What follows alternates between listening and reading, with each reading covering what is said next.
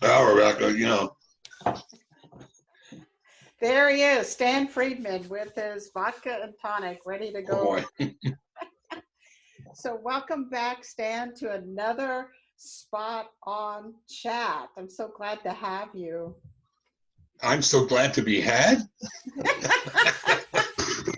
So those of you that don't know Stan Friedman, I want to tell you about my friend. I don't know anyone more knowledgeable or more passionate about franchising than Stan Friedman. Now, many of you know Stan as president of FRM Solutions, but what you may not know is that Stan serves on the IFA Educational Foundation's Leadership Council and the IFA Supplier Board. Stan is a founding member of the IFA Diversity Institute, and he co-created the Professional Athlete Franchise Initiative with NFL veteran Michael Stone. Stan is a board member of the Southeast Franchise Forum and an advisory board member with the Titus Center for Franchising. And with all of that, he still finds time to produce and host Franchise Today, a weekly podcast dedicated to franchising where he interviews leading franchise executives and also serves an audience of franchisors and franchise professionals. So here we are. You and I have seen in our years in franchising and business, recessions come and go and challenges come and go. And we seem to always weather it. Business, small business, franchising seems to weather it. And now we're hit with this thing called the coronavirus, right? Which is kind of out of left field, something that most of us wouldn't have comprehended even a couple of years ago. And I guess I wanted to get your take on it. What are your thoughts in terms of what's going to happen after this coronavirus, comes to an end? I don't think it's ever going to come to an end. I really don't. I don't think this is something that's going to have a hard stop, just the same way as it didn't start that way.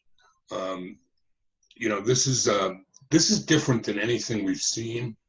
It's different in that franchising has had times in recession or other calamitous events that may occur here or elsewhere in the world. But if you're a global franchisor and something happens in Europe, well, you just pick up the slack in Asia or in the US or someplace else. There's no picking up the slack anywhere with this because it is global. And so if you're just domestic US and you're regional and you're a small emerging brand in the Southeast, you got this problem. And if you're a national franchisor and you're in all 50 states, you got this problem. And if you're a global franchisor and you're, say, a self-esteem brands with Anytime Fitness, with locations that are not just in places we know, but the only franchisor that has the one location I think anywhere in their system that's probably open is in Antarctica, because COVID-19 hasn't gone to Antarctica. But the point I'm making is there's no place to hide. This is different. First of all, we've never seen our economy completely shut down, and I'm not certain that we needed to do that. At the moment in time that we did it, it seemed appropriate. But it, to me, is just not very terribly different, Rebecca, than what we see when weathermen scare us into running from a hurricane or running from a tornado or a big problematic storm that looks like it's coming. And so you do what you need to do. You err on the side of caution and you get out of harm's way. I think this is unprecedented in that we shut down the entire economy of the country and mostly the world to get out of the way, but there's no getting out of the way. So if you can't get around it, you have to go through it. And as it turns out, the numbers now are looking to be a lot less than were modeled.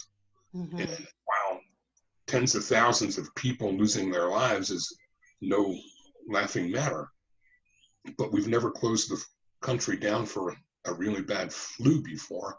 And these numbers are starting to look like the kinds of numbers that we'd see in a really bad flu year and not a lot more. Right. The economy has got to reopen, and the economy has got to get back in an orderly and systematic approach. I think they've got a 3 or 4 tiered program that's been rolled out. And I hope that we don't do anything stupid too quickly. Just, you don't want to throw the baby out with the bathwater, but at the same time, you don't want to come back so quickly that you cause a second tier of problems that didn't need to happen. We're in uncharted waters, and there are going to be casualties. And franchisees, franchisors, suppliers, private equity companies, and there's a whole lot of investment in franchising that's having to weather this.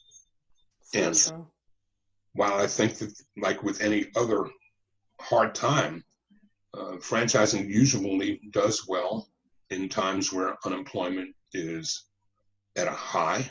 6 or 8 weeks ago, we were all talking about unemployment being so low that franchising didn't have a supply pool available to it.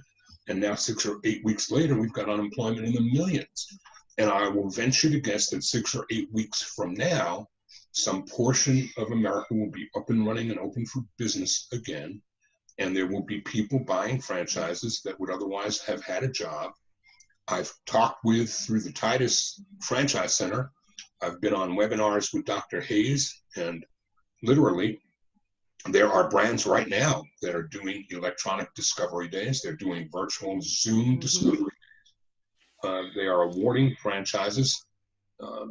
Now, not every brand's able to do that. Some are just shut down tight. And so it's a matter of, you must be innovative.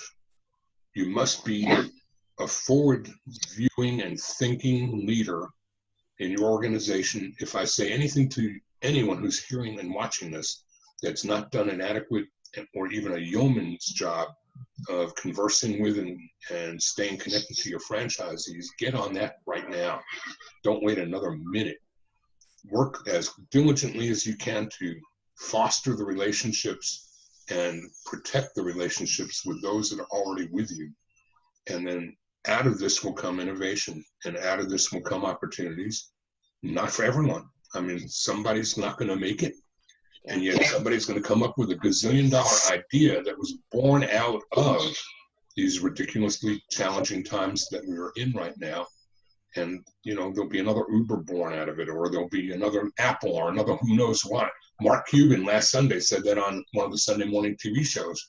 In 10 or 15 years, there'll be a couple of gazillionaires that were born out of this crisis with concepts, ideas, technologies that speak to some of the things that we couldn't get done right now, but the need will be identified, and some smart young entrepreneur or entrepreneurs will answer that challenge. And maybe in 10 or 15 years, they'll be offering franchises in a brand with a concept that we'd never even imagined was franchisable, but for the fact that this COVID-19 pandemic forced us to have that idea. I totally agree. It's interesting because the nature of franchising is about systems and processes and consistencies. So I think franchising, like you said, are going to be better at staggering this or phasing this or coming back to market better than a mom and pop will be able to do. So I think that'll be much more organized because of that. I liken it to what's going on now, to the difference between a gardener going out and pruning his trees, knowing that, whatever he's pruning, those flowers, those trees are going to come back bigger and more beautiful and healthier. And there is a pruning that's going on right now with franchisees that don't have the staying power to get through this, or even small franchisors that don't have the resources to weather this particular thing. And then I also compare it more so like a fire, right? A forest fire that has come through and just burnt things down. But when that forest comes back and the brush has been burned off, what comes out of that is incredibly beautiful. And like you said, new ideas, new seeds, new things that come out of it that you and I can't even fathom right now. I mean, we don't even know what those possibilities That's are. exactly right. The only challenge I have, and I wanted to run this by you, is the bigger the franchisor is, the more difficult it is to be agile and move the ship. And also the more difficult it is to innovate. So I guess I'm wondering if where's the innovation going to come from in franchising? I'm guessing it's going to have to be by our emerging franchisors that are a little bit more agile and a little bit more out of the box type of thinkers than the big brands that are used to doing things the same way again and again and again. What are your thoughts on that? I don't think that it's either or. I think it is, period. I think that look, McDonald's right now and Chick-fil-A are doing things on their takeout lines to make transactions touchless. You used to have to give a card. Even if you order ahead, you'd have to sign something on a screen. When you got touchless, you see that's brand new now. And no emerging brand has got the deep pockets to be able to support the kinds of innovations that McDonald's or Chick-fil-A or others like them are creating now to put separation between customers and transactions and crew. And so I think that big companies are the ones who can afford to consider those things and do them. But that, to the point you've made about agility, there will be things that emerging franchisors can turn on a dime and do that maybe would take a little longer for a big company to legislate. I don't think it's an either or. I think everybody, everybody's going to learn to swim in this water. And whether you're neck deep at the deep end of the pool or you're on the wading pool side, you're going to have to learn to push yourself out of your comfort zones and take things on. And frankly, with technology too, a lot of what's coming out of this was already in play. I just think that COVID-19 is forcing it to move quicker. It's forcing innovations to happen at a pace that weren't contemplated. It was innovation in technology and customer interaction and front of the house transactional things like touchless transactions, and back of the house segmentation of your marketing and things like that, and big data have all been they've been moving along. Yeah. But they've not been moving along under the pressure of it's do this now or die. And so at every level, I think innovation is not an option. Change is certain. Growth is optional. Yes, that's a good way to put it. Those who capture the moment are going to come out of this thing and create things that were not even thought about a year ago. I'm actually so excited to see what does come out of it in terms of the innovation. Here at Zorakle Profiles, we run assessments, profiling assessments for franchisors and for franchise brokers that help facilitate a right fit between a prospective franchisee and a franchisor. And we've seen an uptake since coronavirus. When I asked for the numbers from my tech team to see how many assessments were run year over year, month over month kind of thing, I was expecting February and March and April to be down because of the coronavirus.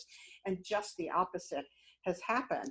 So we have more people taking a profile, asking themselves, do I have what it takes to be a business owner, to be a franchisee? So we're up in the number of people looking. And I think some of that is they're just either home and the kids are driving them nuts and they're ready to go start a business, or the opposite, they're loving being home and they have time to look for a business and they're thinking, I love being home. I don't want to go back to work. Let me see what I can do on my own. Or they're starting to think in terms of what's essential, what's not essential. My job, I just got furloughed. I'm a non-essential. How can I create an essential life, an essential business? So I think we're going to have a burst of innovation, like you said, and I think we're going to see a burst of entrepreneurs also stepping up at this time. Totally agree. So exciting. Well, as always, Stan, I love our conversations. You make me think. I so appreciate you. And I'm looking forward to our next Spot on Chat together. Looking forward to it as well. Thanks, Rebecca. Thank you.